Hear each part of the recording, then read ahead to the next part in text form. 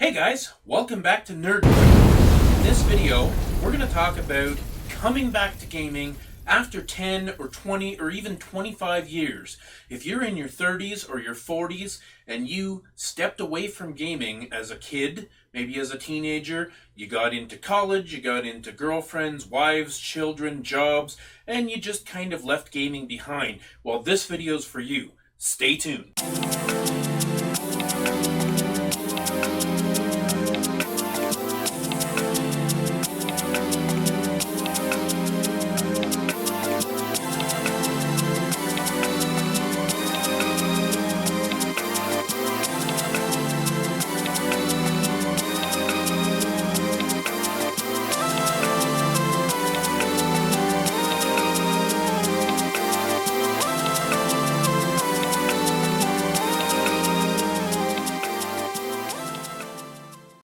So just for my own research sake, I would like to know what generation of gaming was your last generation. If you moved away from gaming, I know a lot of us here, a lot of my audience, has probably been gaming non-stop since they started. Myself, I actually did walk away from gaming twice.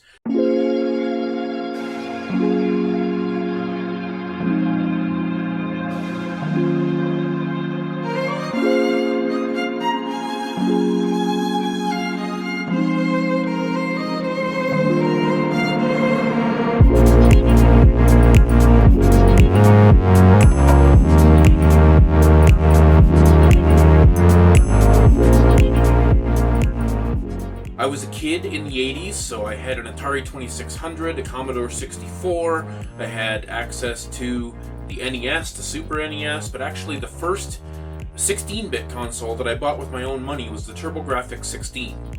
Now, I really enjoyed that console, and I only had, as usual for a kid, I only had about 5 or 6 games for that console at the time, and after I got bored of those games and I got more involved in high school and social activities and girlfriends and things of that nature, I kind of left gaming behind as sort of, a child's pastime and moved into things like sports and dating, and then I got a job and I had my first kid and I got married, and all of those sorts of things led into me kind of moving away from gaming. Now, I did have, as you saw in my previous video, I did have a PlayStation 1 and I did have a PlayStation 2. I had a little bit of a gaming renaissance with the PlayStation 1, and I have some really great memories. If you haven't seen that video, I'll link to it below, my PS1 Memories video. I had a bit of a gaming renaissance in 1997 and 1998 after I had kind of stepped away for 4 or 5 years, but when I got my first PlayStation 1 around the launch of Final Fantasy VII, I was hooked back into gaming again, and I spent a couple of years with the PlayStation 1 and then moved into the PlayStation 2 when it was launched. But shortly after the release of the PlayStation 2, I started to move away from gaming again. I had my first kid when I was pretty young. I had to get jobs, sometimes multiple jobs, working lots of long hours, and gaming just sort of faded away into the background for me. It just wasn't a priority anymore. Now fast forward into my middle 30s, and this is where my passion for gaming really started to reignite. About 6 or 7 years ago, I went out and I bought a PlayStation 2 again. And one of the first things that I did was buy a copy of Final Fantasy VII, because I had sold off all my stuff over the years and I really had nothing left. So I bought a PlayStation 2 again. Now, my son, being at that time 14 or 15 years old, he had an Xbox 360, but I didn't pay much attention to it. I had also bought him a Wii U at the time. Other than playing a little bit of Mario Kart with the family, I wasn't really overly interested at the time. But I did start to get sparked to go back to where I left off in the PlayStation 2 era. I bought myself a fat PS2, a couple of controllers, a copy of Gran Turismo 4, Final Fantasy VII, and Parasite Eve. Those were some of my favorite games from the PS2 generation and the PS1 generation combined. Then I called up my cousin on the phone, my cousin Michael, who I mentioned again in that previous video. We played a lot together in the 90s. We got together and we started playing these games 15, 20 years later, like it was the first time all over again. And let me tell you, from that moment on, I was hooked.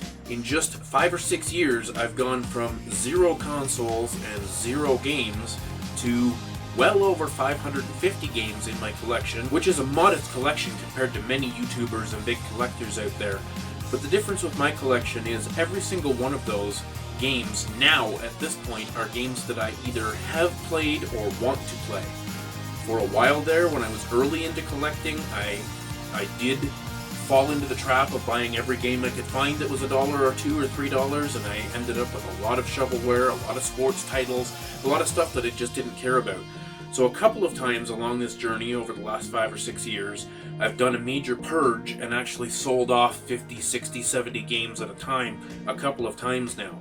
So my collection now is refined to the place where I have just about 550 games that I really, really love and cherish. So a lot has changed in video gaming. If you left video gaming in the 16-bit generation, a lot has changed since then. I know a lot of people that are intimidated by the change in the style of gaming that has occurred between the 16-bit generation and today. Maybe your kids have a PlayStation 4 or an Xbox One, and you see them playing games like Fortnite or Halo or Call of Duty, and everything's very fast-paced, a lot of shooting, that first-person perspective with the camera flying back and forth, and very fast movements and stuff. You may think that's too much for you to handle, and you might be right, but let me reassure you, there are thousands of games on tons of different platforms that are designed with you in mind. There is an entire movement amongst video game developers to create games based on nostalgia, to create games based on those 2D game styles that we grew up loving in the 16-bit generation.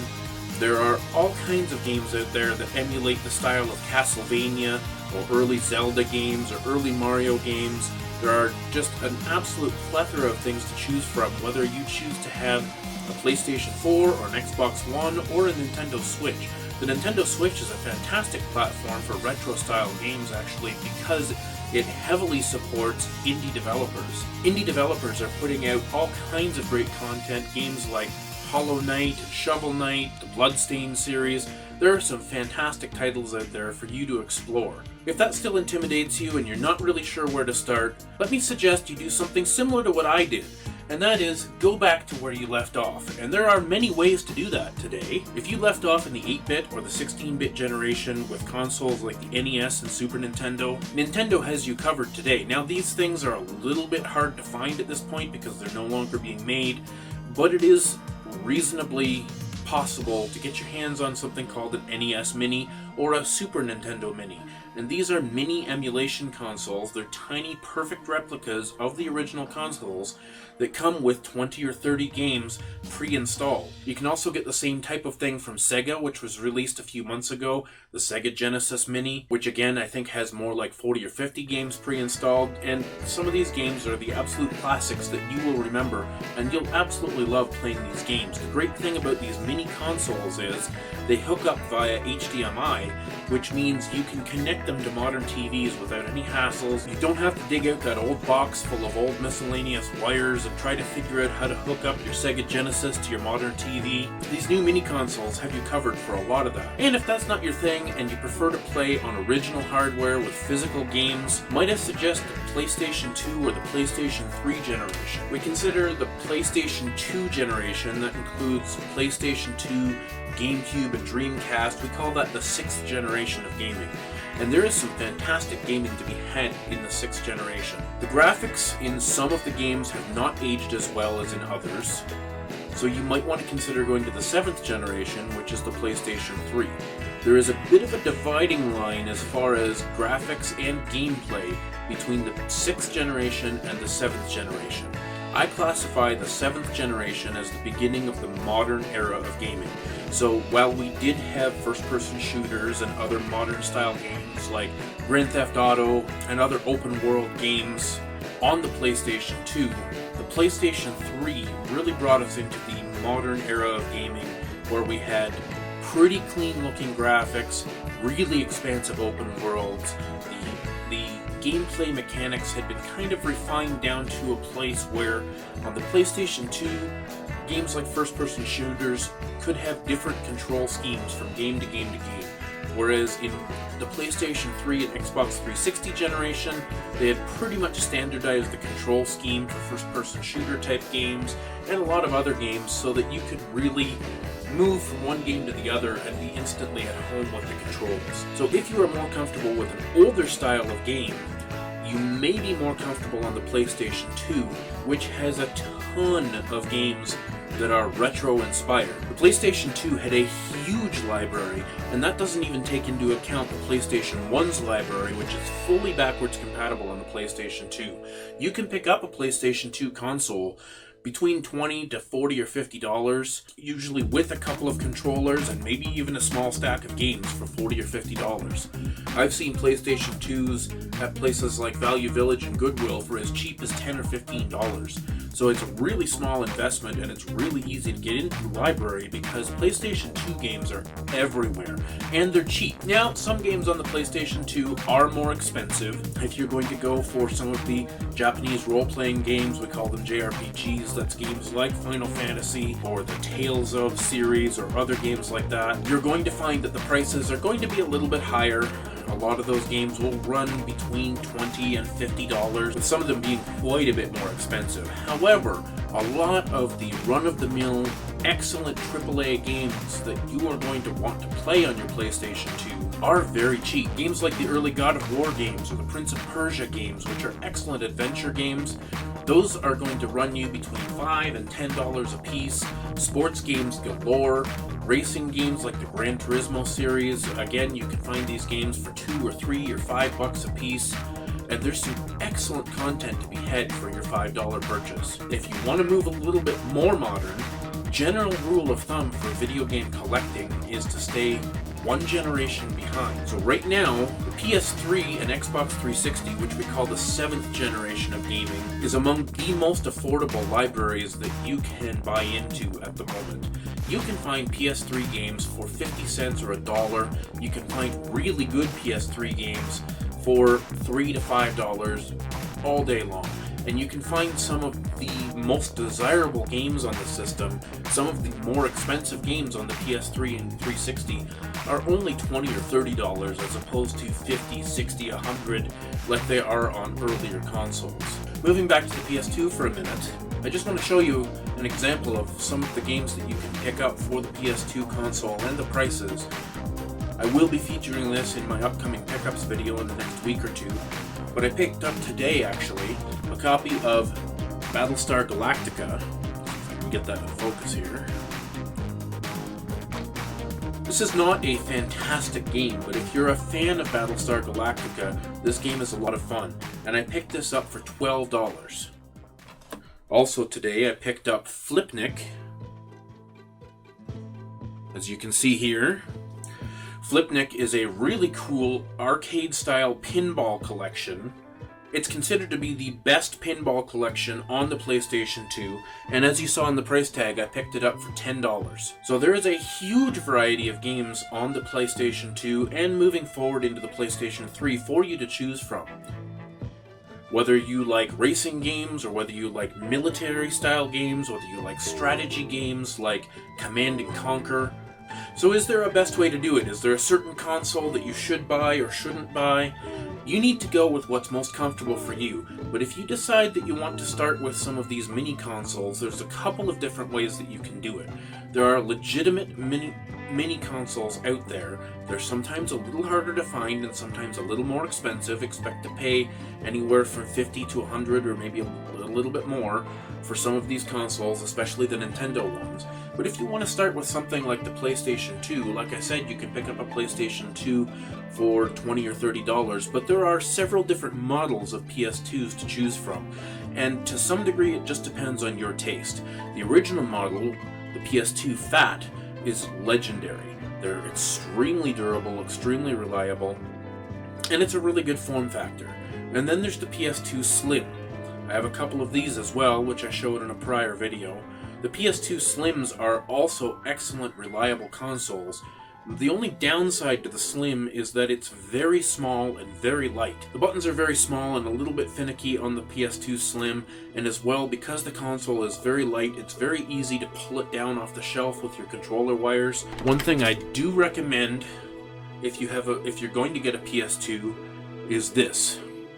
This is the Logitech PS2 wireless controller. These are phenomenal. They're actually better than the original PS2 hardware. Fantastic controllers.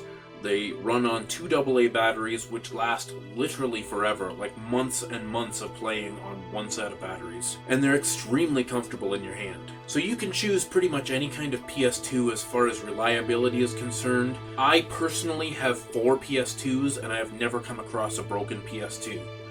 I've never had an issue with any of my 4 PS2s. Now, if you would like to start with the PS3, there are a few different models of PS3 to consider, and that's a little more important that you choose the right one with a PS3. The PlayStation 3's original launch consoles came in a couple of different flavors. The original launch PS3s were backwards compatible with both PlayStation 2 and PlayStation 1, making it an excellent console because it gives you access to a huge library of games covering 3 libraries. However, those consoles are known to overheat and have problems with the internals, so they end up failing and they need repair, recapping, things like that. So they're not the most reliable consoles out there. If you could find one and you're the type of person who's handy with electronics and you can separate chips from a board and put new thermal paste under them and put it back together without destroying anything, that may be the greatest option for you.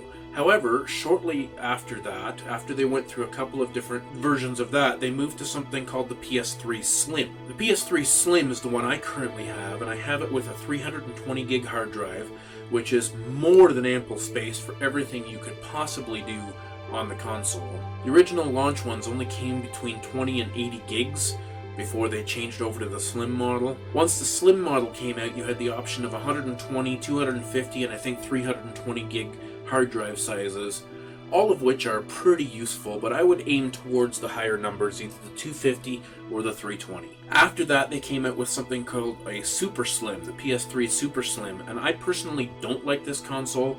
They removed a lot of features from it. It's made much more cheaply, although the actual internals are the same and they are pretty reliable.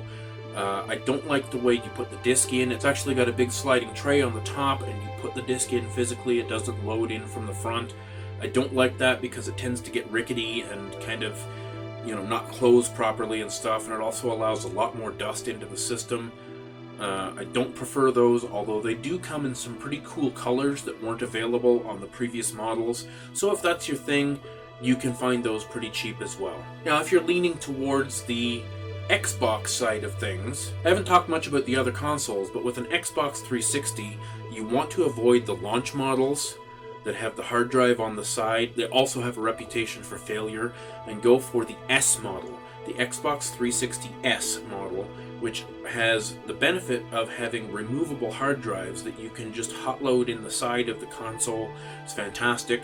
So you can buy a really cheap 4GB model, $10, $20, $30, and then separately put another hard drive in it, either a hard drive of your own, or you can buy an Xbox hard drive pretty cheap. Pawn shops and used game stores often have extras of these hard drives for $10 or $15 or $20, so you can upgrade it.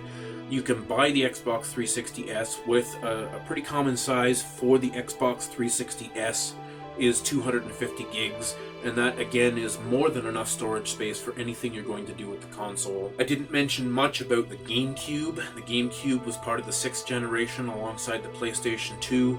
The GameCube is a fantastic console. The reason why I haven't focused on it too much because of 2 reasons.